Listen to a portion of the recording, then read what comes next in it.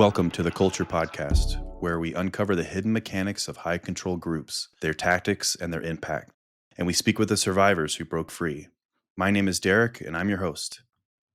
My name is Trinity, and I'm also your host. On this podcast, we explore cult life as real people who have lived through the life-changing process of leaving a high control group. I'm really excited today. I have a friend online, someone I've actually never met, but I view as a friend because we share somewhat of a similar past, coming out of a high control group or a cult. The guest name is Jeremy Van Wert. And just to give a very quick rundown, licensed marriage and family therapist, certified psychedelic guide, and the host of the Mindful Mutiny podcast. A little bit of background. So this is my first guest that's not a Jehovah's Witness. He grew up as a Mormon, also has had some roles as a corporate CEO, struggling with some ADHD, some burnout. And then we can get into this a little bit, but a little bit of spiritual exploration after a wildfire destroyed his home. So what I'd like to talk today about with Jeremy is some of his Mormon upbringing, some of these kind of strict just say no values that maybe he grew up with, and some of his shifts after some of these breakthroughs, and as a certified psychedelic guide, maybe some of his breakthroughs through that experience. So Jeremy, welcome to the podcast. Thanks so much. I'm really glad to have a thoughtful conversation about a subject that has been really, really close to my heart for a really long time. As you grow up in a high control group, and that residue, that almost comfort of having people tell you how it's supposed to be, how you're supposed to think, what you're supposed to do, who you're supposed to have sex with, what you're supposed to eat. These kind of things are controlled. And you leave that group, and there comes this kind of search for, how can I find the next group that's going to tell me what I should be eating, and it takes sometimes a while for you to get out of that, as you don't really recognize that you're hopped out of one cult and you joined another. So I'm really excited to talk about the kind of the way that the mind works, because I work specifically with people who are surviving religious trauma, among many other things that I do. Well, I think the thing that's really interesting too is as I start this conversation with you, there are some things that I feel like I know about Mormons, knowing from the outside, just as probably you would say you feel about Jehovah's Witnesses. I often remember growing up, like, going and saying, "Oh, Mormons are they're kind of like us, we're kind of both on the kind of preaching battlefield, and we're going out there door to door, but they got it wrong." But we were the good guys. We were the good guys. You guys didn't have it right. So. Yeah, and I'm sure you're probably the same. Like, they're so close, but they're just off a little bit. But you didn't have Joseph Smith. We did. Yeah. So it's really interesting, and I hope through this conversation that we have that I learn a little bit of the inside about the Mormon faith and kind of what it was like growing up. But can you just paint a picture of what kind of childhood looked like for you inside the Mormon faith, maybe family life, kind of the rhythms of growing up as a Mormon, or should I say part of the Church of Latter-day Saints? Right. So there's a lot of really wonderful things about the Mormon Church, and those are the focus on family, the focus on the importance of family, the focus on raising children in an environment where they come to know other people, other adults, in a positive way. There's every day of the week, there's something going on at the Mormon Church, whether it's evening basketball or Boy Scouts or what's called a fireside meeting, which is you come and listen to somebody in your congregation or ward that has something interesting to tell you about a faith journey that they have been on. And it's every night except for Monday, which is family home evening, where you're supposed to play a game or watch a movie or do something together. And I'm speaking really from the perspective of here are the values of the Mormon Church that I find to be not bad at all. But then there's this other kind of side of it, this unspoken side, where there is this real push for perfectionism, this push for being almost like exalted or enlightened here on earth. And it's a real struggle, particularly for Mormon women, to live some version of perfectionism, and woe be to the person who is dealing with some kind of personal imperfection, whether it's alcoholism or issue of sexuality or something like that. It's very easy to start feeling way outside of where you're supposed to be, because you're supposed to be sitting down with your bishop on a regular basis and kind of bearing your soul about, are you smoking any cigarettes? Are you thinking impure thoughts? How is it going with that same sex attraction that you've got? And there's a lot of shame and guilt that gets kind of wrapped up in those things. And so, whereas there's these wonderful attributes of the Mormon Church, which is community and these different things, there's also a great deal of pressure to fit in, Yeah. and everybody is very different, and so that makes it very hard. I think there's a parallel there, like very similar for witnesses growing up. You get into the teenage years, and I think part of your kind of natural biology is to Yeah. want to seek out the opposite sex, or, find your identity, and you're constantly at odds because, your faith, your church, your prophets are telling you one thing, and then kind of deep down, your own kind of internal dialogue is telling you something else. When I was 11, I showed up for church on Sunday morning, and I noticed that there was a police car that was sitting out in front of the church. And I remember that day, oddly, that the adults that were walking around, they looked very dour, very gloomy.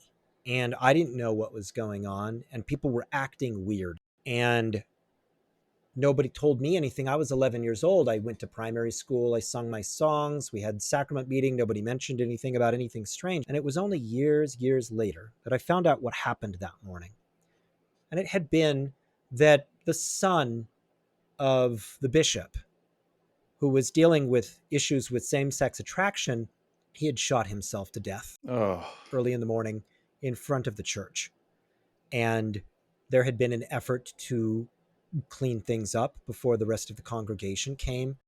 And I think about that day because, there was this whole Prop 8 thing that happened in California, this effort to amend the Constitution to be only marriage between a man and a woman. This happened back, I don't know, 15 years ago or so. And the Mormons were very, very involved in, I think it was vote yes on Prop 8. And so there was a documentary that was made. And that my church, the one that I had attended, was featured in it. And that episode, and I stopped it. I told my wife, I'm like, I was there that morning. I remember, is that what happened? And it wasn't until I was an adult that I realized that that's why everybody looks so sad that morning. wow. Because, this young man had killed himself. And unfortunately, he's not the only one that I had known as a child who ended up doing that. And I didn't know until years later that that's what happened, because there is a real effort to not speak about the bad things that happen with, we celebrate, the return missionaries who come home and they talk about who they baptized. That's very featured, but these other things, you would think that this would be something that a congregation could learn from, for the concept of forgiveness or the light of Christ living in every single human being. But that wasn't the focus. The focus was on kind of like the perfection, Yeah. you know? Yeah, you kind of look at it years later and go, there's a major effort to hide things and to paint this picture of perfection, or as close to perfection as possible. And some of these other things are kind of swept under the rug and kind of managed, so you just don't really know what's going on, and then you just kind of just move along and get back to your routine of things. Yeah. And that's both disturbing and oddly comforting, because everybody knew what they were supposed to be doing that morning, and where they were supposed to be. Yeah. And I know that there is grief that some people have never recovered from, because a parent never survives that grief and gets really over it. But I think the thing that is really the most important, and I'll tell it in the form of a story here, is that the cult mindset is something that just doesn't go away when you decide this isn't true. I'm leaving, and I'm leaving this behind. Because I watched this happen over and over and over to people who decide, I'm going to leave the Jehovah's Witness, I'm going to leave the Scientologists, I'm going to leave the Mormon Church, I'm going to leave, fill in the blank, because it's not just these named groups. Yeah. Okay. In my work with people, I treat people who have been a part of financial cults, multi-level marketing cults, martial arts cults, many different groups. They're everywhere. Yes. And so when I had decided as a young man that I didn't want to go on a mission, I was like, I'm going to get as far away from this cult-minded thinking as I can possibly get. And so I joined this musical group, this local elite youth arts organization that was extremely culty. And I thought, well, the cool thing is people are smoking cigarettes and drinking beer, so this isn't a cult. But it was. There was this like really strong dogma. There's really strong in-group, out-group. We all knew who we were supposed to be. And there was this code of behavior and conduct. And it was very much, we're this group and you're not kind of thing. And I didn't see the similarity. And I see a lot of people, for instance, leave the Mormon Church and they join up with, political cults, and that's very popular right now. This cult-like thinking that, we're going to all think this same thing and to hell with everybody else. And I just kind of like look at these things. I've left all the ex-Mormon groups on Facebook because they're so full of self-righteousness. And I'm like, you realize you're all the same. And there's this viciousness that survives the cult and stays in the person. It's like in the DNA. And so I was really a part of this musical thing, and then after I was a part of this group for a while, I decided I really want to revisit like what that whole Mormon thing was all about, because I understand that they believe in a different version of Christ than what Christians believe in. So, I got really into the intellectual study of the scriptures and who is the historical Jesus versus the Mormon style Jesus? And they're very different. And so then I got very, very evangelical. I got really into Christ, and I attended a local church, and it was actually a very good one. Very, very much not like in the culty thing. It was not bad, but I realized that, there's all sorts of different versions of the kind of groupthink. And there was a bit of a, this is how we think, this is what we do, this is what the norms are. And in-group, out-groups just develop, even when they're not very specifically programmed, like in the Jehovah's Witness or in the Mormon Church. It just kind of is a part of like the human psyche to form in-group, out-group things, right? Yeah. Oh, no doubt. I'm a big believer. Like we're very tribe based. Sure. And we want to just connect with people, and it's something where you just don't even mind if you're not aware. You don't mindfully realize what's happening, that you're literally just joining another cult. Like, Yeah. Yeah. I just started watching the show The Vow on HBO, and it's about the Nexium cult.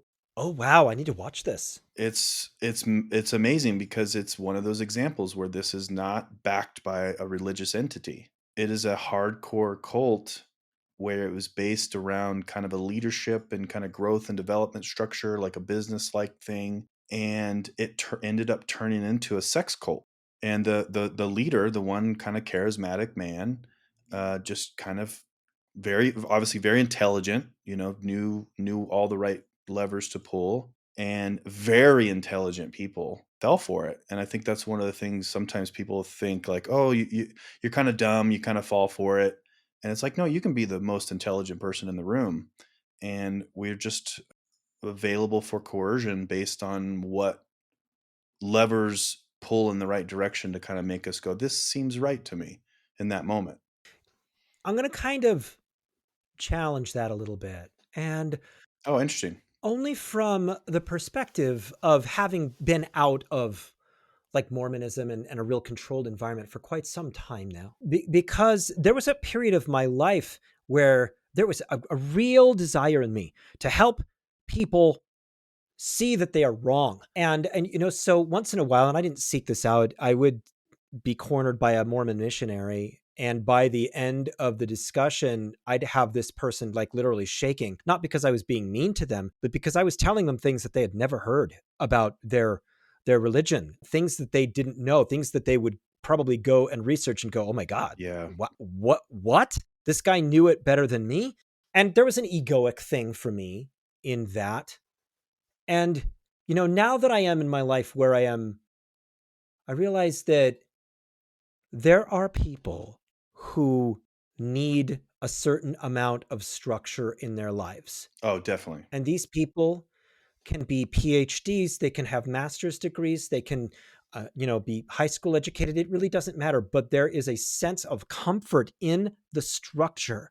That is how, and I have people whom I love dearly, they need this structure in their lives. And so, who am I to walk into their life and go, Joseph Smith is bullshit. He never looked at golden plates. This is all a sham. It's a big real estate investment company that masquerades itself as a corporate church, right? Who is that to me? If there are people who are suffering because of abuse that has happened inherently in the system, and they need to get out, and they're afraid, and they're going to be ostracized, that is a person that I am willing to speak into and to help. But there's different types of how the human brain works. And I know people that I can say with a great deal of confidence now in my life that, without these groups, I think that they would struggle to find purpose and structure in their lives. Hmm. They understand, you know what I mean? Oh, I 100% agree. I feel like most people, and as I say this, I actually adjust. Everyone needs to build a framework or a container for their life. Yeah. So I feel like if you don't have a solid framework or container for your life, you'll probably go down madness. Hmm. And I feel like most people create that framework and container as they grow up, as they get their indoctrination from their parents, both good and bad, and that establishes who they are as they get older. And so I actually think it's a great thing because we need that. Yeah. I think the problem is as the way I approach things is we're very much mammals, Yeah. and scientific method, and but I'm also very much understanding that we don't know what's going on out there. And I'm sure through some of your psychedelic journeys, you've come to some of these realizations. So that's why I land on agnostic, because it's like, who are we to Yeah. fully know? But I just think that some of these desires for being part of a tribe allow us to link to these entities that may do harm. And I'm okay with any entity or organization or religion if they don't do harm. Yeah. But the problem is some of the harm is very overt, whereas some of the harm is very subtle. Hmm. And the last podcast I talked about something as simple as requiring a woman to wear a head garb. And it may seem very simple, but forcing a woman to do something from the get-go that she doesn't even realize might not be something that needs to get done. Show that hair off. Hmm. Do your thing. And those types of things that start to kind of say, well, I need to adhere to these strict kind of regimens and regimes and things really start to do damage because it limits their opportunity to find their true self. Yeah. Isn't that interesting? And then there is, the other side where people just go, I kind of like not having my hair showing when I go out because fewer men harass me. So I mean, everything. I used to have this certain moral certainty about this that I feel like I don't have anymore because I have so many great friends that I grew up with in the Mormon church. And to my astonishment through my life, they are all still devout Mormons. And there was a certain point in my life where I was like, how can these people be so stupid? We've all got Google. Like, how could you not like look this stuff up? But then I just realized, Yeah. for them, there's a great deal of there's lineage involved, there's culture involved. Hmm. And for them, this is something that it works for them, and I can't explain why, but for them, it works for them. And you can't harm them. You can't. I agree with you completely. If whatever framework or organization or religion or high control group works for you, great. Yeah. Really great. Like if you have no issues, like I don't want to break that up. And that was part of the reason as I was waking up through my own process, I specifically didn't tell certain things to people I knew because I didn't want them to wake up to some extent. It's like they're older. Yeah. The last thing I want is to you to like, you're in your 70s and you to go, wait, what? Let me kind of break down my reality a little bit. So I'm all for it. I agree with you. Like if you're not hurting anyone, continue to enjoy the Mormon faith or the Jehovah's Witness faith. I'm all about it. I do want to, unless you had one other thing to say on that, I do want to kind of break down your kind of deconstruction from the faith. So unless you had something else to bring up, what was it? What was that process? How old were you?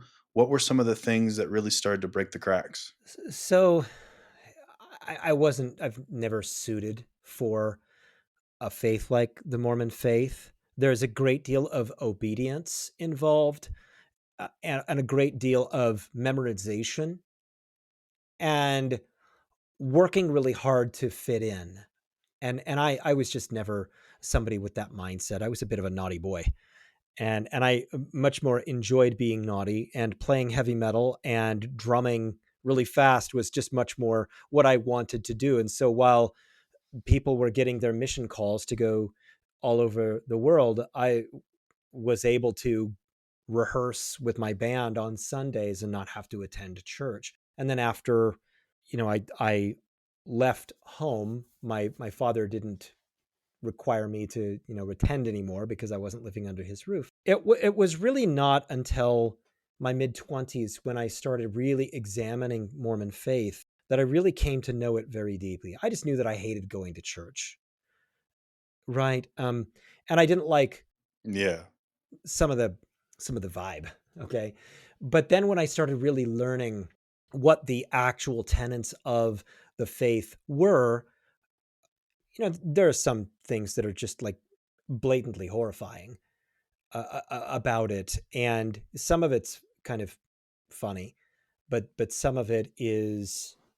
And when I'm talking about this, I'm talking about the church has gone for a very long period of time until they couldn't lie their way out of it anymore, lying about polygamy, lying about who was involved in it, lying about the Mountain Meadows massacre that occurred, that has very strong evidence that Brigham Young was aware that these people were going to be massacred and even children were going to be killed, and that occurred. And that these various different things have happened in Mormon history, and that the church has done an incredible job, a PR job, of being able to face people the other direction, sweep things under the rug, and keep things going so that the tithing money keeps coming in and they can continue to invest in various different things they've been very successful in.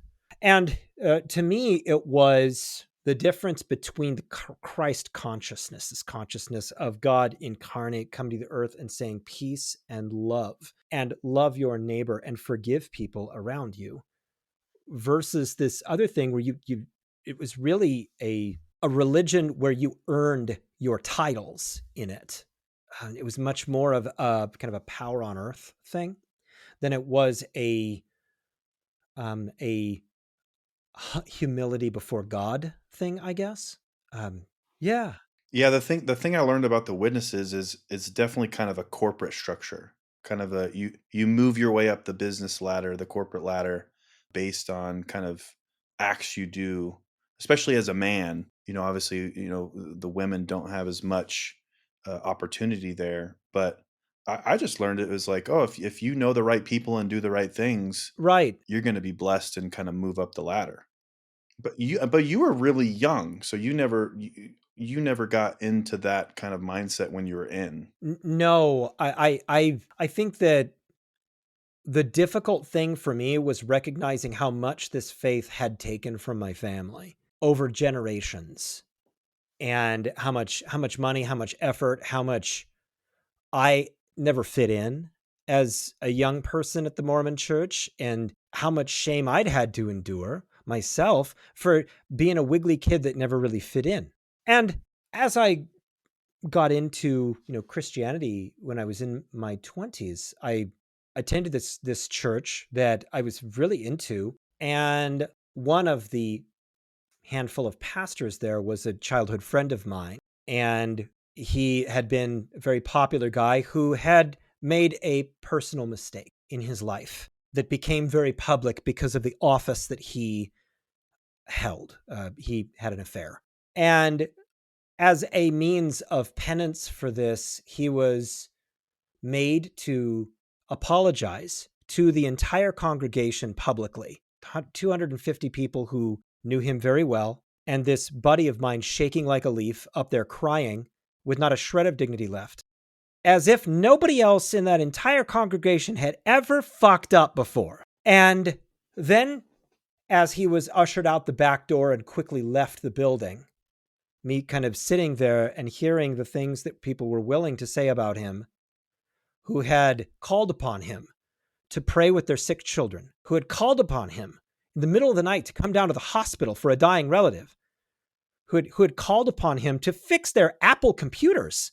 And now all of a sudden, they're really like holier than thou on this. That really, really bugged me. And I ended up leaving the church just because I thought, gosh, there's a similarity here that, I'm uncomfortable with. Yeah. And, the exploration of spirituality that I have done that, has led me to where I am now through, a lot of work in a very controlled, positive environment with psychedelic plant-based medicine with trained people to have the kind of connection directly with pure source, father and mother, if you will, that doesn't require somebody to tell me who I need to be praying to and what I need to be saying and where I need to stand and when I need to show up somewhere. It's been much more of an organic space for me to really learn the kind of empathy to have for others and for myself. Yeah. And so when I work with people who are coming out of cults, I work with a lot of the same elements that people develop in the cults.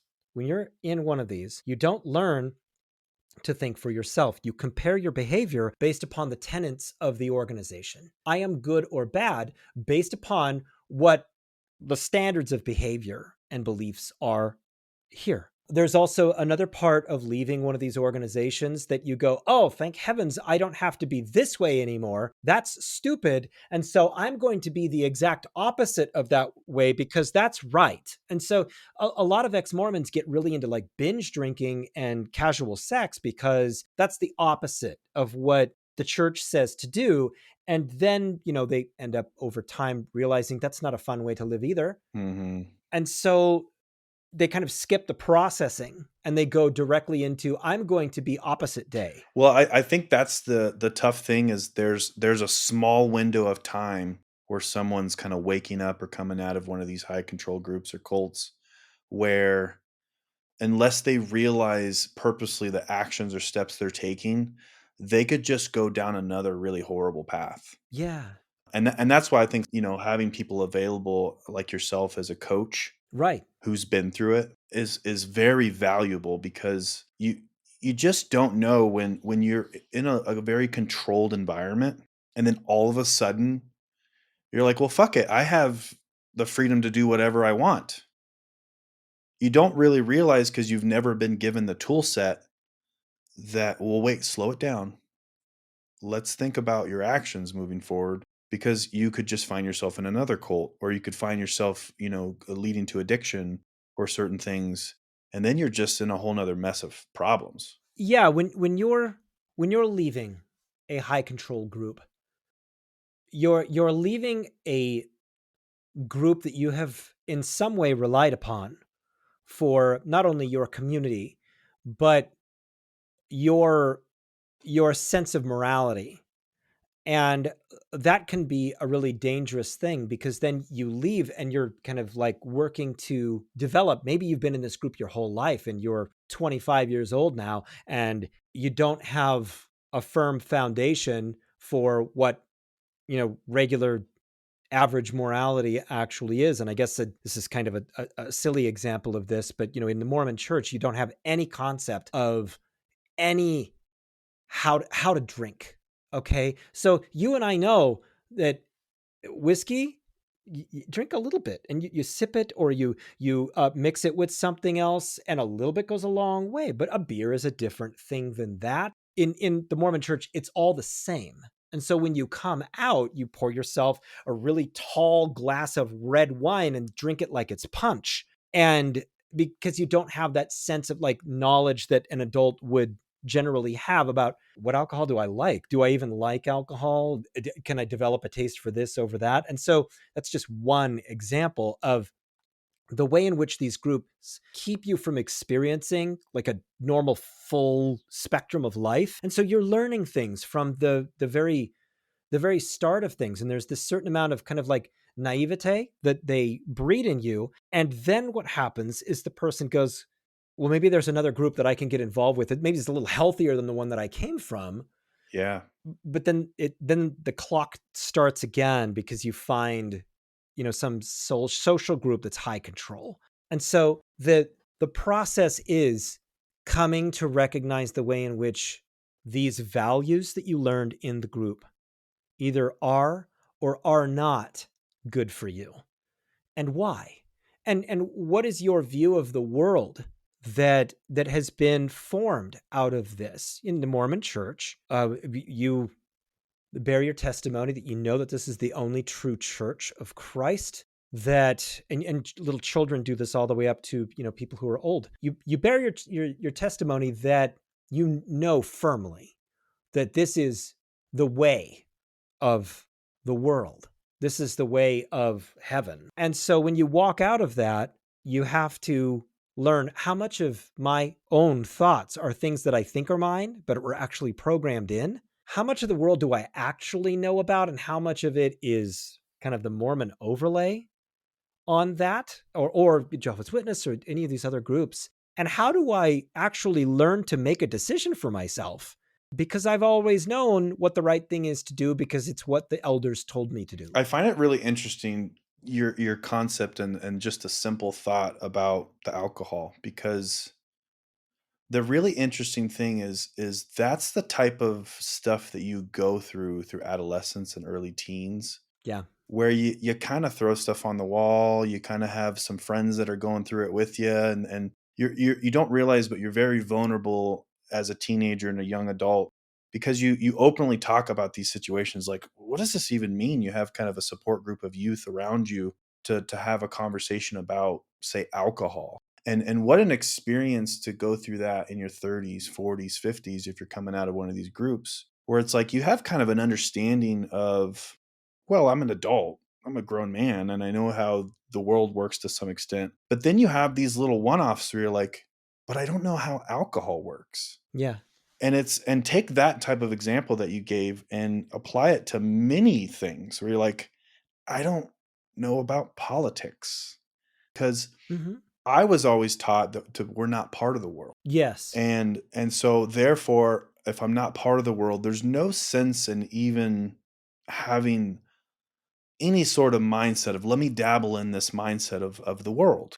And so you just kind of go about your day. You brought it up earlier, but there is kind of a funny thing about where, when you're in one of these groups, life is to some extent a little simpler and easier, Yeah. because you have everything figured out.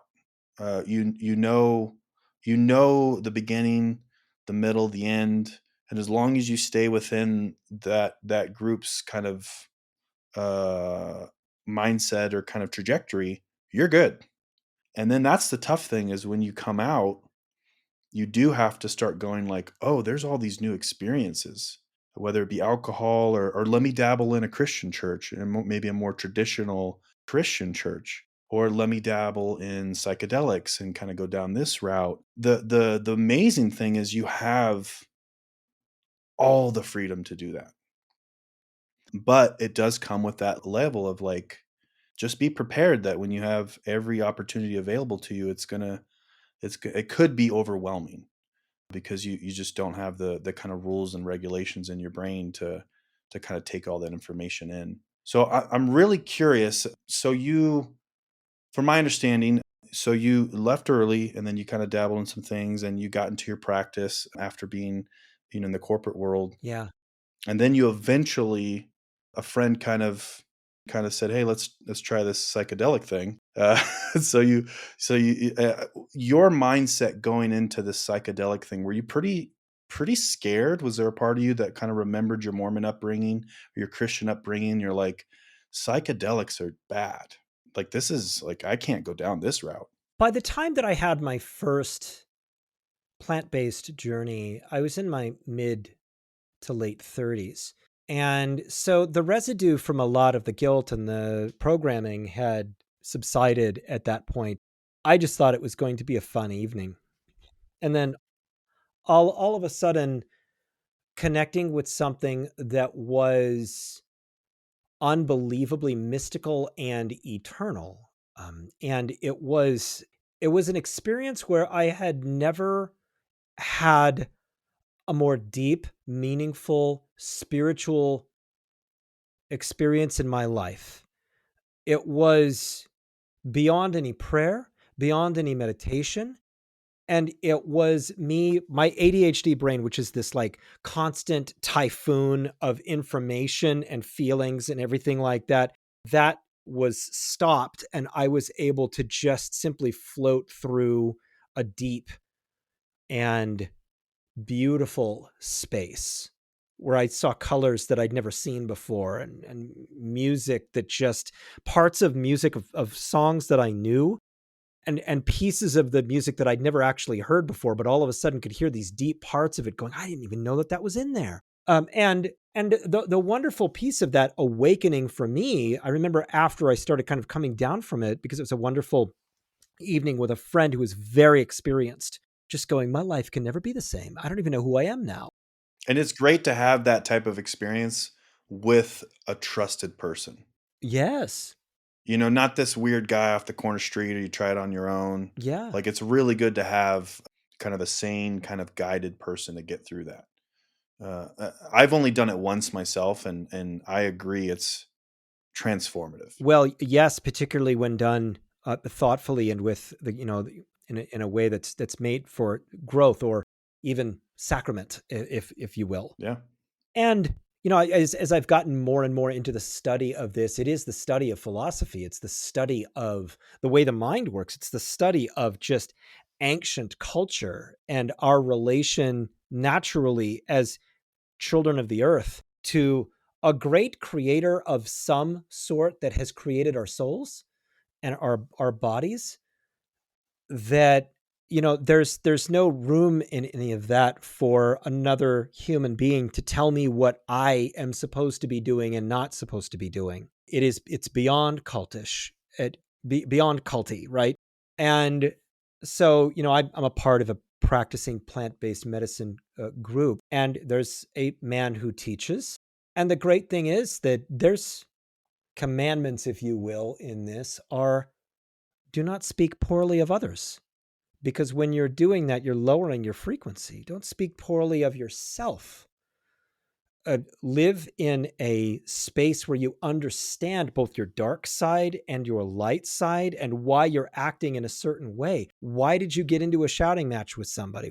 Did you need to do that?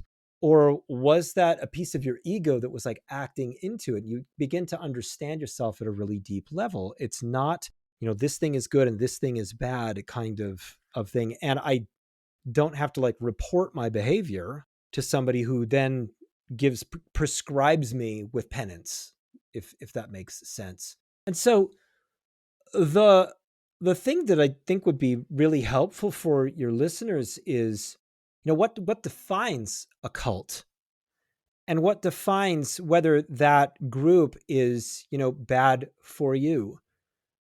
And number one, are you having anxiety related symptoms? Is it hard for you to go to the meetings? And do you feel like you're never quite measuring up to the group? When you joined, was there a certain amount of what's called love bombing that they did to really entrench you into this? Does this group demand a certain amount of your finances? Do they control your sexuality? Do they control the way that you eat? Do they tell you what kind of house or housing or car that you need to buy. When my wife grew up in the Worldwide Church of God, everybody was commanded to drive a black car. Wow. Yes, Herbert Armstrong was their kind of guru, and there was a lot of this sort of thing, like commandments that you had to abide by. If you didn't have a black car, you didn't fit in. And so Sunday morning, or I think it was Saturday that they did, it was all these black cars at the church, just silly things that God could never possibly care about, No. Yeah. that the group demands of you. He actually wants white cars. Yeah, that's what I've heard. Yeah, they got it wrong. Yeah, I think there's a mindset of, I know that people coming out of some of these groups, they're very fearful to join another one, and they're very fearful to be a part of religion, and I think that's why a lot of people do go maybe atheist. Yeah. But I do think that there is something that's very important to understand what your version of spirituality is. And it seems like for you, and you can definitely expand upon this, your version of spirituality is without the framework of an actual religion. You've come to terms with, through your experiences through psychedelics, but you've come to terms with what your closeness with whatever entities, yourself. I know there's a lot of people, God is self, and we're kind of connected in that way, that we're all God. And I do want to touch on, was there kind of a metaphorical turning point with this wildfire that destroyed your home? I kind of teased that earlier. Was that something that kind of caused you to kind of also have a disruption? A lot of things happened at the same time. It was at a time when my corporate time was ending rather abruptly, and this fire came through and destroyed my whole town. And at the time, it was too traumatizing to see anything redemptive in it, because it was just it was so profound that I couldn't really process it in a meaningful way at the time. I was just really trying to figure out what comes next and to survive it and all of this. But, in looking back, it was a point in my life where many different things came to an abrupt end. And now I get to look back with the gift of hindsight and say, why did that thing have to end? Why did this have to be such an abbreviation in my life? And, for me, in terms of my corporate career, I was purely heading in the wrong direction for what I was born to be in this world, involved in a career surrounded by people who didn't care about me, that I was working my health into the ground. And I had this, incredible prestige, and I love nicely creased suit pants, but I was having to pretend to be somebody that I wasn't for the benefit of being a part of this group, which, by the way, was the same group that I left the Mormon Church and joined. I became the CEO of later in my life. So I was like Mr. Cult guy, right? Hey, it must have been easy. You knew it growing up. So yeah, it was. And so, I can now look at this and I can go, I'm where I need to be. And the universe had to kind of slap me around a bit, upset my life, disturb the apple cart, get me going in a different direction, and stop me from going so stubbornly in a direction that I didn't have any business going. And it's made me reevaluate my friendships, reevaluate my family, reevaluate a lot of things in a very healthy way. I have much more loyal people and friendly, encouraging people around me now, because my life has been just upended quite a bit for the last couple of years. And it's a much better space now. I'm much less stressed out, much less having to perform to be somebody different. And so I think at many points in our lives, we have to evaluate who it is that we actually are, and are we living to that? Or are we, for the benefit of, finances or relationships or whatever, performing a different version of ourselves? Because that's where anxiety lives. That's where fear lives. That's where depression lives. And that's never going to be the path to a higher self. Well, it's in my mind, the way I perceive it, it's the wearing the different masks or the different armor. Yes. And the more often you find you have to change your armor, to change your masks, to change it up, or maybe oftentimes you're carrying a few different at a time, based on the people you're around. It gets heavy. It gets hard to do, and you can only kind of occupy that space or that mindset so long, where maybe there's a level of burnout or exhaustion. Your cognitive overload is just out of control, and so you have a burden on you. And I think that's why a lot of people, eventually get to this point, whether or not they're in control of it or not. They go like, I gotta take a break. I gotta pivot. I gotta do something different, because whether or not it's, the group you're in, the job you're in, it's the mindset you're in. It's just not a healthy mindset. So I think it's great that you were able to get out of it. There's one thing that I hear from you, and I think a lot of people maybe don't realize, is it takes time.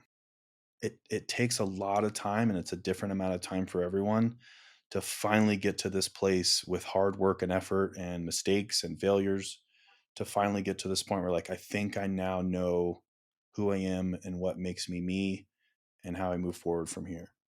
Yes, it does take time. And in that time, you're dealing with a lot of really deep emotions. And there's a certain code of conduct that I work with my clientele on when you're going through this very long recovery process, because there's anger towards people, because you go, this person was really arrogant towards me. This person said this thing to my child that they never should have said. This person, when I was upset, said this really super preachy thing that wasn't helpful at all and made me feel really small. And so there's this kind of desire to disconvert people. There's this desire to tell people off. There's this desire to save your family from their stupid religious beliefs. There's this, you want to convert the world away from this destructive thing, when the focus needs to be directly on you, and developing a sense of empathy that everybody's different from you. And for some people, and you can never explain it, the church works for them. Okay. And it's none of your goddamn business. Your business is healing yourself, making new friends, not joining another cult, Yeah. filling your life with love and happiness and meaning outside of a structured, high control environment. Yeah. I think it's like, find what works for you, Yeah. and also really try to learn, just be less reactive. Yeah.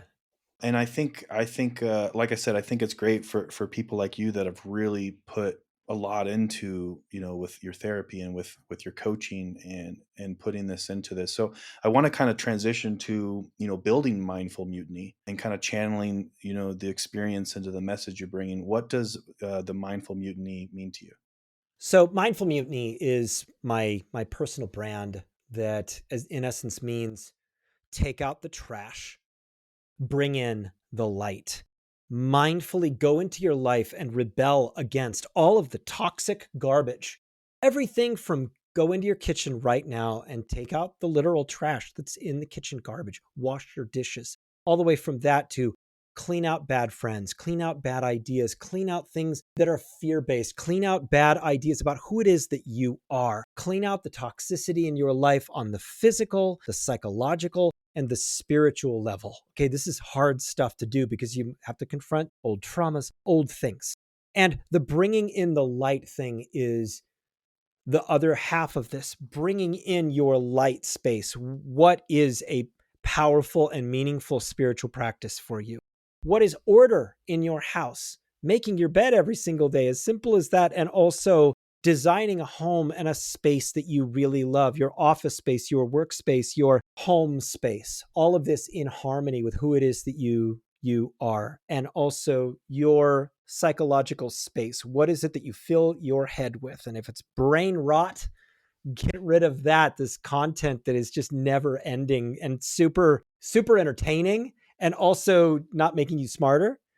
Fill your life with things that actually make you smarter and happier and less fearful. and a spiritual practice that works for you. Everybody's a little bit different. Some people like psychedelics. Some people couldn't even imagine taking something like that. Doesn't matter. Getting into a spiritual practice through, maybe it's your church, maybe it is your yoga studio, maybe it is your Buddhist temple, whatever it is that brings you to a higher frequency of you. And so Mindful Mutiny, the podcast, is about interviewing people who have done this. I do a lot of monologues about this, and I talk from a perspective of having ADHD and helping people overcome that and live a powerful, happy, abundant, and beautiful life. Yeah.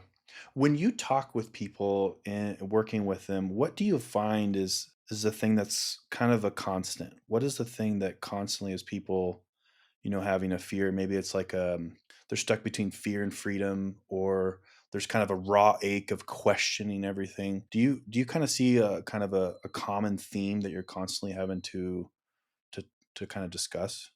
Yes, women have a hard time with not having enough confidence in themselves and anxiety through being very aware of imperfections in them that they're not happy with.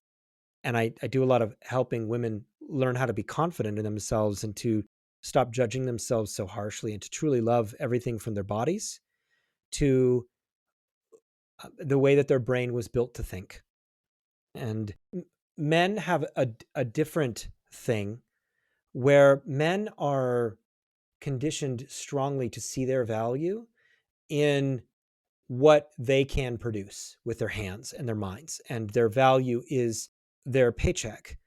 And it is a very slender kind of value. When a man is making a lot of money, he tends to feel very strong about himself. When a man is not, or is unemployed, it's a real hit to the identity of that man. And there's always a fear, what if I fail? What if they laugh at me?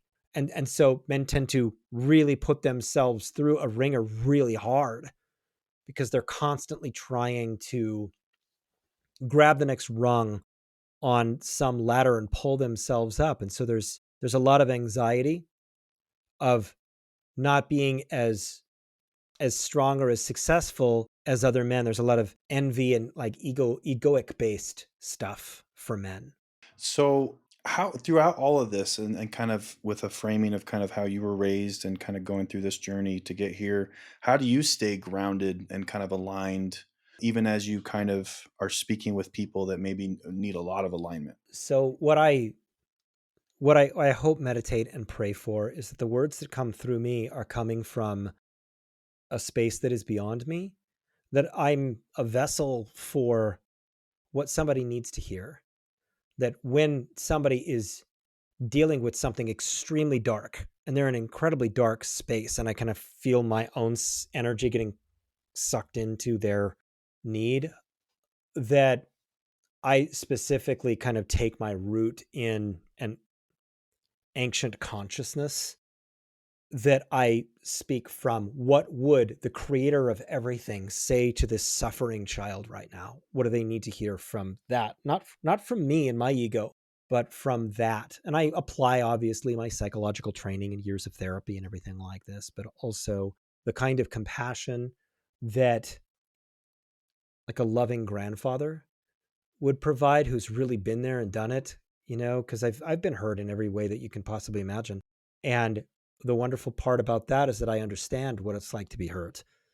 And so I try to remove my own kind of energy from it and replace that with an energy that is based upon spiritual precepts that are meant to help that person be deeply understood and to start building their own confidence outside of fear. I think the thing you said that really hits as well to me is someone who's been through it, as someone who's come out of this cult and have had therapy. There's sometimes a mindset of if a therapist hasn't been through it, they don't really know what's going on. And it's kind of hard, you kind of find yourselves teaching them.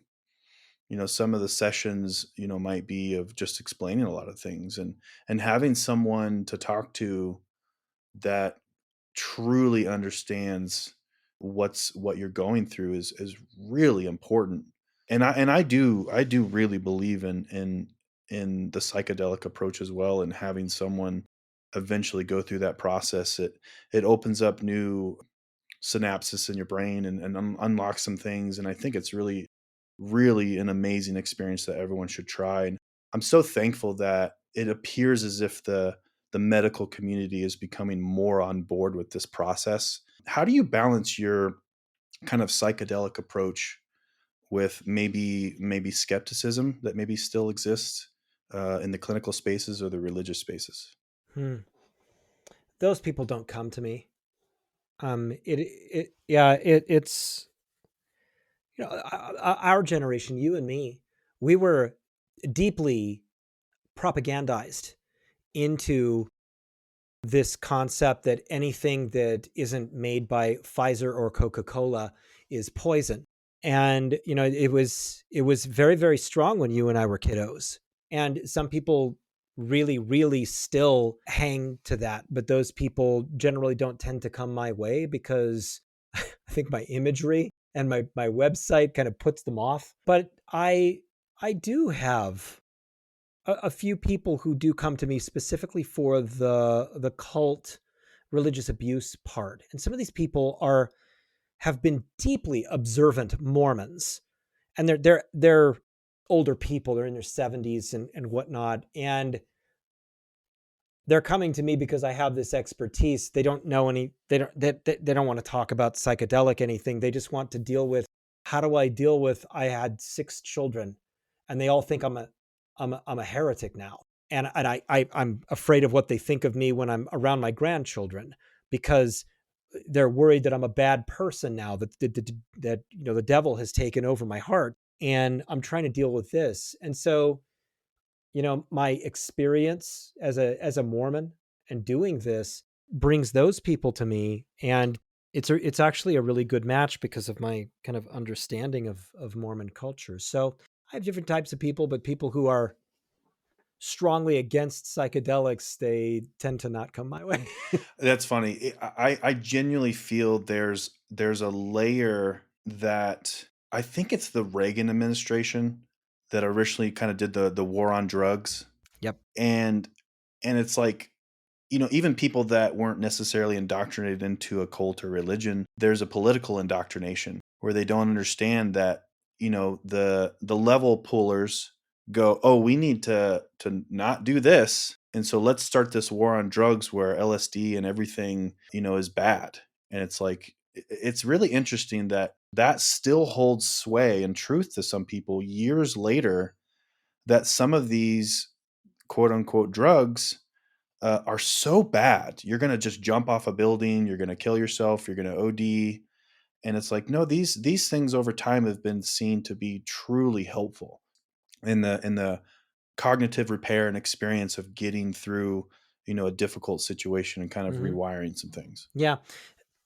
And there's always a socio-political aspect to these things. And what makes it even more insidious is that MK Ultra was in full swing in the 1960s and 70s. And we had multiple administrations that had CIAs that were doing these horrific experiments with people using LSD and mescaline and other substances of this nature. And it became like, okay, has application when we're doing it. But when young people are doing this and throwing their draft cards away and not going to die in some dumb war that doesn't mean anything to anybody really, and moving to Canada and these sorts of things, well, we need to stop this.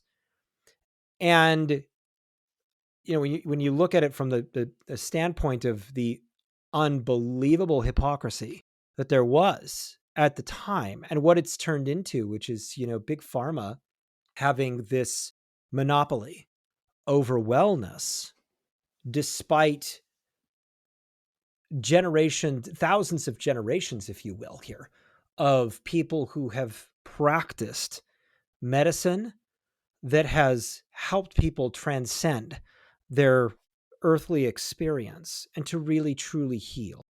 That we have veterans, combat veterans now, that are having to go underground to find the healing that they need for what their government has asked them to do with their minds, their bodies, their sanity. Yeah, it's horrible. It truly is an insidious thing, and it's very, very sad. So I just have a couple more questions for you as we close out. What's next for you with the Mindful Mutiny Project? Any new ideas, themes, collaborations? What's going on with that? Yeah, I'm doing a live event at the end of August of 2025 with the leader of Pachamama Sacred Paths, and that is the group that I was talking about, the Ayahuasca Church from Mexico.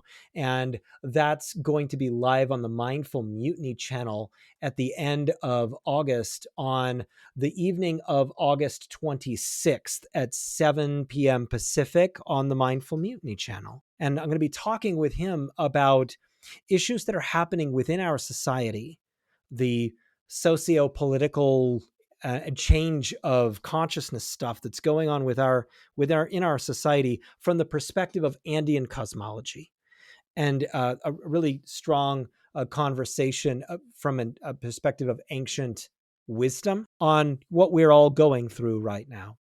I'm also putting together a couple of courses with Masadi from Exponential Intelligence about ADHD and how to get the most out of your ADHD brain through kind of changing your consciousness to be able to focus better. And so those courses will be available in the fall of 2025. Oh, that's incredible. That's awesome. And then I guess the last one is for someone that may be kind of getting to a point where maybe they're hearing this podcast and maybe they're having some reservations, some doubts. They're kind of in that cognitive dissonance kind of loop of maybe finally waking up. Do you have any kind of words for them that maybe could help them kind of start this waking up process? Yes. And I just go ahead and speak to that person right now. This isn't the first time that you've noticed that something's not right. There's a term in the Mormon church of you put it on your shelf. You just had this cognitive dissonance thing and you just go, well, I'm not going to think about that. And then at some point the shelf breaks.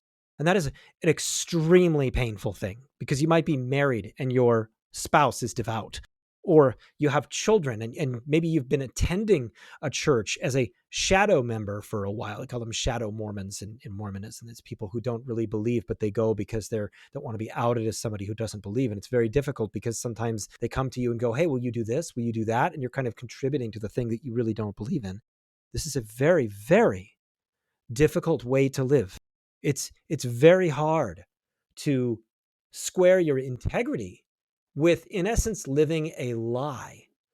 And this is not your fault. You didn't invent Mormonism or Jehovah's Witness or Scientology or any of these things.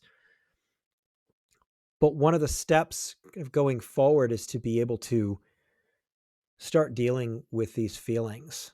What do you do now? And we can just talk for 15 minutes. Just come to mindfulmutiny.com, sign up for a consultation with me. I'll get on the phone with you and talk to you about, I'm not here to convert you one way or another. I just care that you're doing things safely, and so that you're not going 1,000 miles an hour in the opposite direction, ending up in another bad place, that you're doing things in a healthy way for your heart and for your soul. That's great.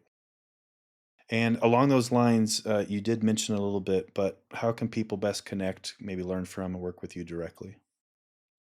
Come to mindfulmutiny.com and you can see the things that I'm involved in there, and click on the free consultation button so that you can schedule a time to have a chat with me. And I can go over what it is that I do. We can talk to you about what it is that you're going through, what group you've been a part of. I've worked with people who are coming out of many different of these groups, and there's a strong similarity in all these groups, even though the dictums and the scriptures are different. The the control is the same. The abuse is the same. And so, again, having been through it and being far enough away from it that I'm not triggered by it anymore, there's nothing that you're going to say that's going to fire me up. I'm just here to care about you. That's awesome. Well, thank you for those good words. And Jeremy, it's been a pleasure chatting with you. Really enjoyed our time together. You too. Yeah, thanks a lot, Derek. Yeah, hopefully we can maybe have another conversation down the road and kind of check in. And yeah, really looking forward to that if that does happen down the road. And we'll close out for now. Thank you so much for your time. Yeah, thank you too. Take care.